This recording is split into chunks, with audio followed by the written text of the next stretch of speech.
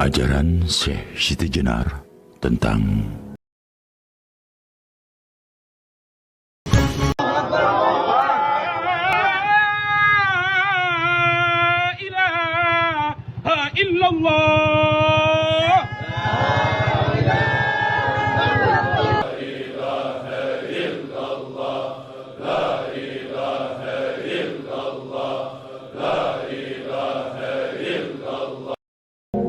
ajaran Syekh Siti Jenar tentang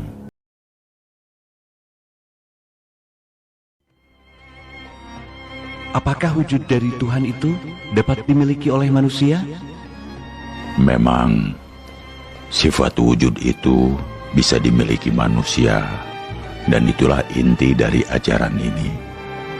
Selama manusia mampu menjernihkan kalbunya, maka ia akan mempunyai sifat-sifat itu. Sifat tersebut pun sudah kumiliki. Kalian bisa melakukannya dengan mengamalkan apa yang hendak kuajarkan. Allah adalah satu-satunya yang wajib disembah. Dia tidak nampak dan tidak berbentuk, tidak terlihat oleh mata, sedangkan alam dan segala isinya merupakan cerminan dari wujud Allah yang nampak. Seseorang bisa meyakini adanya Allah karena ia melihat pancaran wujudnya melalui jagat raya ini. Allah tidak berawal dan tidak berakhir, memiliki sifat langgeng, tidak mengalami perubahan sedikit pun.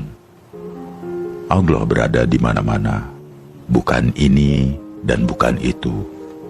Dia berbeda dengan segala wujud barang baru yang ada di dunia ini. Wahai Kanjeng Syekh, jelaskan kepada kami tentang hakikat kodrat. Kodrat adalah kekuasaan pribadi Tuhan. Tidak ada yang menyamainya. Kekuatannya tanpa sarana. Kehadirannya berasal dari ketiadaan, luar dan dalam, tiada berbeda. Tidak dapat ditafsirkan.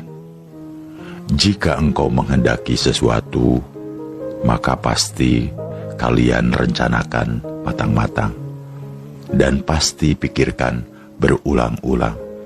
Itu pun masih sering meleset. Namun Allah tidak demikian. Bila menghendaki sesuatu, tidak perlu dipersoalkan terlebih dahulu.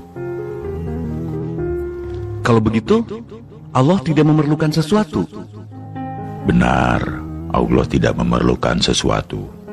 Karena itu, jika kalian hidup tanpa memerlukan sesuatu, tanpa butuh harta benda, tanpa butuh jabatan, tanpa butuh pujian, maka kalian akan merasakan hidup yang sesungguhnya. Kalian akan memiliki sifat Allah tersebut. Kalau manusia menghindari sesuatu dan merasa tidak memerlukan apapun, apakah akhirnya dapat disamakan dengan Allah? Tidak. Walaupun manusia hidup tanpa bergantung sama sekali kepada duniawi, namun ia tetap berbeda dengan Allah. Tidak bisa disamakan dengan Tuhan. Allah adalah pencipta dan kalian adalah yang diciptakan. Allah berdiri sendiri, tanpa memerlukan bantuan. Hidupnya tanpa ruh, tidak merasa sakit dan kesedihan. Allah muncul sekehendaknya.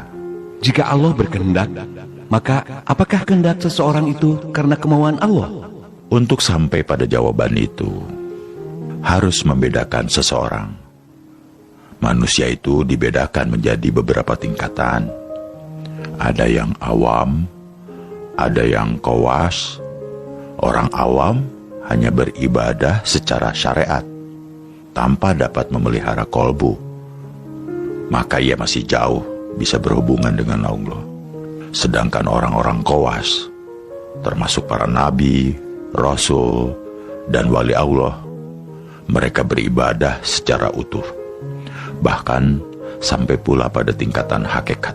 Kalau kalbunya sudah bersih dari duniawi dan menyatu dengan cahaya ilahi, maka kehendak kemauannya itu berasal dari Allah. Perbuatannya adalah perbuatan Allah.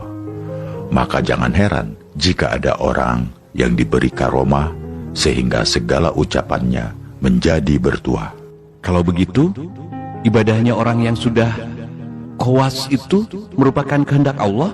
Benar, mereka mempunyai kejernihan akal budi, memiliki kebersihan jiwa dan ilmu.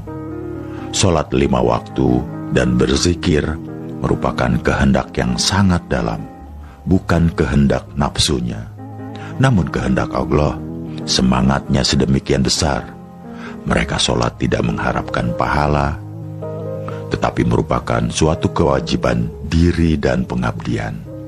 Badan haluslah yang mendorong untuk menjalankan.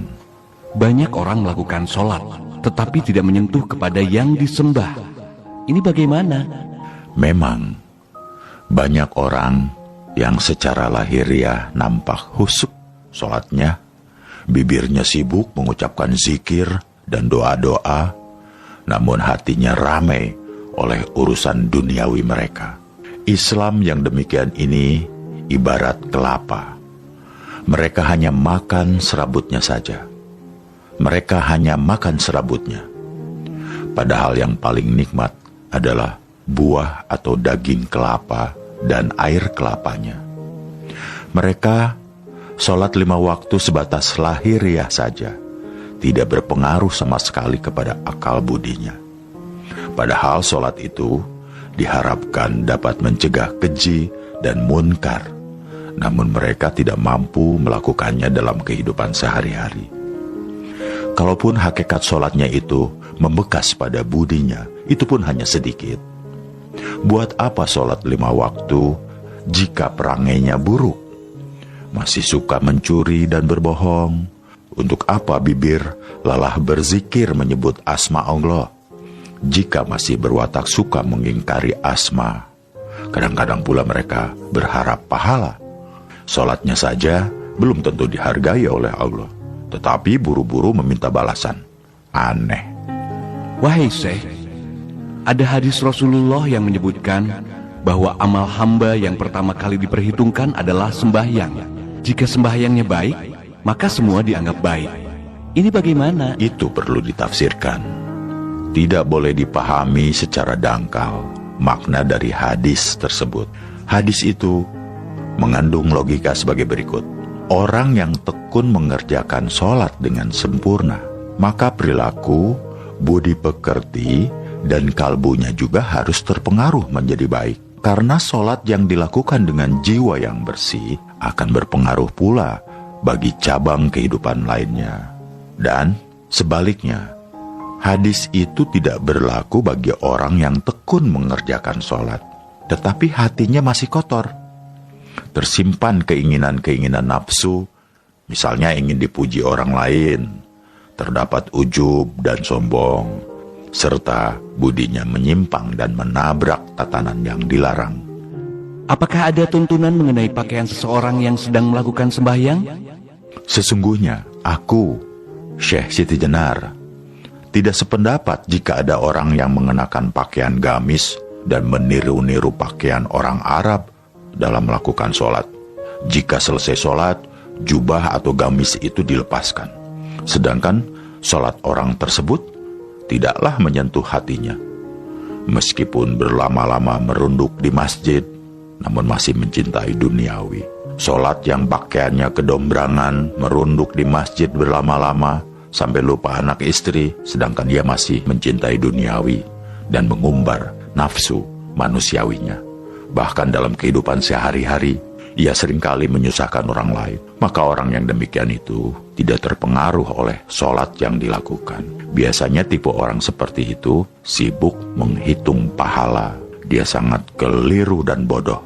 Pahala yang masih jauh tetapi diperhitungkan. Sungguh, sedikit pun tidak akan dapat dicapainya. Zat yang luhur dan sejati itu sesungguhnya siapa?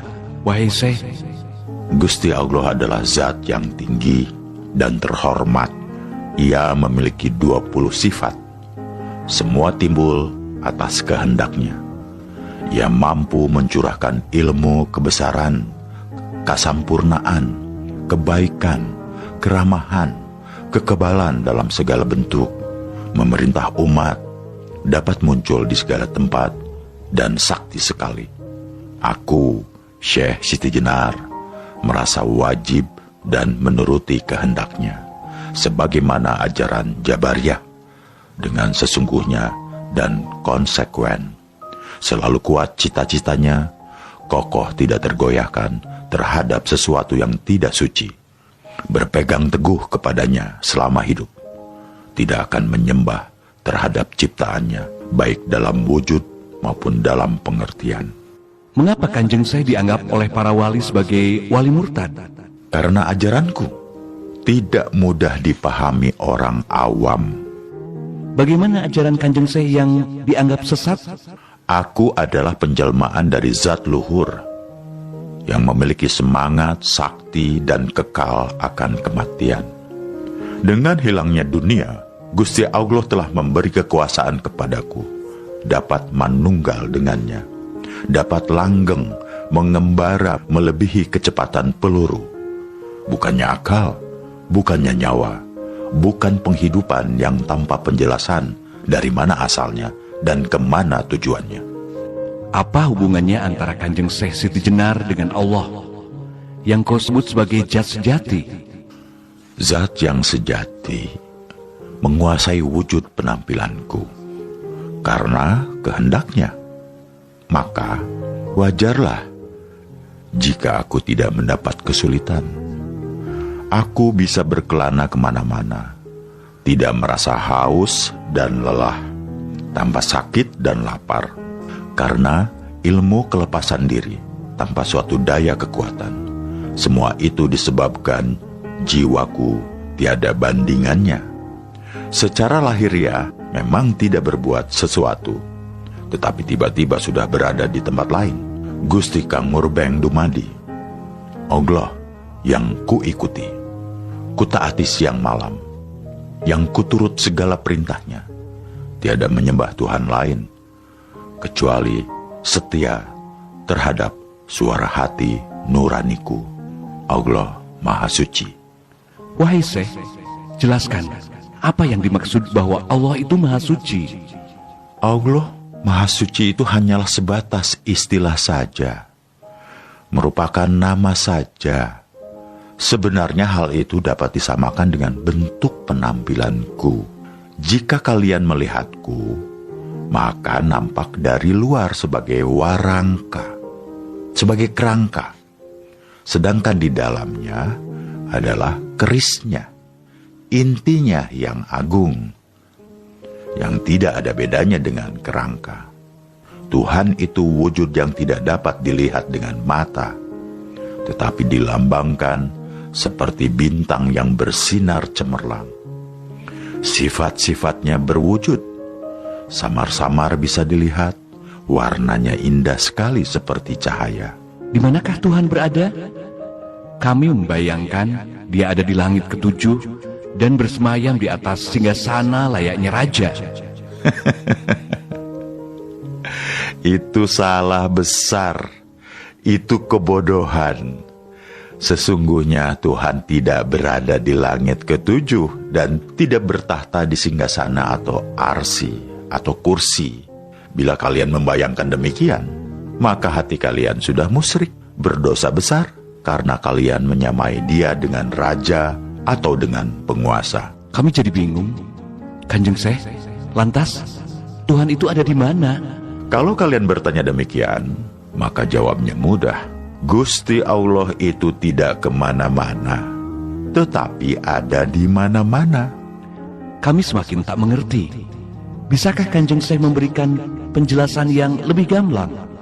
Gusti Allah itu berada pada zat yang tempatnya tidak jauh. Dia bersemayam di dalam tubuh kita, tetapi hanya orang yang kowas, orang yang terpilih dapat melihat. Tentunya dengan mata batin, hanya mereka yang dapat merasakannya. Apakah Allah itu berupa roh atau sukma? Bukan roh dan bukan sukma. Allah adalah wujud yang tidak dapat dilihat oleh mata, tetapi dilambangkan seperti bintang-bintang bersinar cemerlang. Sudah kukatakan tadi, warnanya indah sekali. Ia memiliki 20 sifat, seperti sifat ada, tidak berawal, tidak berakhir, berbeda dengan barang-barang yang baru, hidup sendiri, tidak memerlukan bantuan dari sesuatu, berkuasa, berkehendak, mendengar, melihat, berilmu, hidup, dan berbicara. Sifat Gusti Allah yang 20 itu terkumpul menjadi satu wujud mutlak yang disebut dengan zat. Sifat 20 itu juga menjelma pada diriku. Karena itu aku yakin tidak akan mengalami sakit dan sehat. Punya budi kebenaran, kesempurnaan, kebaikan, dan keramahan. Rohku memiliki sifat 20 itu. Sedangkan ragaku yang lahiriah memiliki sifat Nur Muhammad. Wahai Syekh, bukankah Muhammad Shallallahu Alaihi Wasallam itu seorang nabi? Apakah Syekh mengaku sebagai nabi? Sedangkan dikatakan bahwa setelah Nabi Muhammad, di dunia ini tidak ada kenabian lagi. Jangan salah menafsirkan kata-kataku. Jika salah, maka kau akan sesat dan timbul fitnah. Tentu saja memfitnah diriku begini, bahwa rohku adalah roh ilahi, karena aku pun memiliki sifat 20, sedangkan badan, wadahku, jasadku ini adalah jasad Muhammad. Dari segi lahiriah, Muhammad adalah manusia. Namun, manusia Muhammad berbeda dengan orang kebanyakan. Muhammad memiliki jasad yang kudus, yang suci. Aku dan dia sama-sama merasakan kehidupan, merasakan manfaat panca indera. Dan panca indera itu hanyalah meminjam. Jika sudah diminta kembali oleh pemiliknya, akan berubah menjadi tanah yang busuk, berbau, hancur, dan najis. Nabi atau wali, jika sesudah kematian jasadnya menjadi tidak bermanfaat, bahkan berbau, kotor, najis, busuk, dan hancur. Warangka, jika sudah ditinggalkan kerisnya, maka tidak ada gunanya. Jika seseorang sudah mati, berarti selesai sudah kehidupannya? Siapa bilang begitu? Tidak. Meskipun jasadnya mati, tetapi sebenarnya ia tidaklah mati. Karena itu, kalian semua harus mengerti bahwa dunia ini sesungguhnya bukanlah kehidupan. Buktinya ada mati. Di dunia ini, kehidupan disebut kematian. Coba rasakan. Aku mengajarkan kepada kalian untuk tidak mencintai dunia ini dan tidak terpesona terhadap keindahannya. Carilah kebenaran dan kebahagiaan sejati demi kehidupan mendatang. Kehidupan setelah kematian. Kalian akan berarti jika telah menemui kematian dan hidup sesudah itu. Engkau harus memilih hidup yang tidak bisa mati. Dan hidup yang tidak bisa mati itu hanya kalian rasakan setelah nyawa terlepas dari badan. Kehidupan itu akan dapat dirasakan dengan tanpa gangguan seperti sekarang ini. Ketahuilah, hidup yang sesungguhnya adalah setelah nyawa lenyap dari badan. Agar dapat meraih kehidupan dalam kemuliaan sejati kelak, dalam kehidupan